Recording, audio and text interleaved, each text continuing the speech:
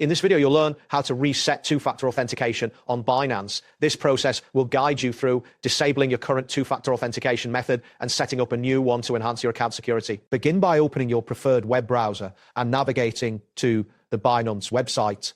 Once the homepage loads, locate and click on the login button usually found at the top right corner of the page. Enter your credentials to access your account. If prompted, complete any additional security checks to proceed. After logging in, look for your profile icon, typically located in the upper right corner. Click on this icon to open a drop-down menu. From the options presented, select Security to access your account's security settings. Here you will find various security features, including the two-factor authentication settings you wish to adjust. Next, identify the two-factor authentication method you want to reset. This could be an app like Google Authenticator or SMS-based authentication. Once located, click on the Disable or Reset option next to the current 2FA method.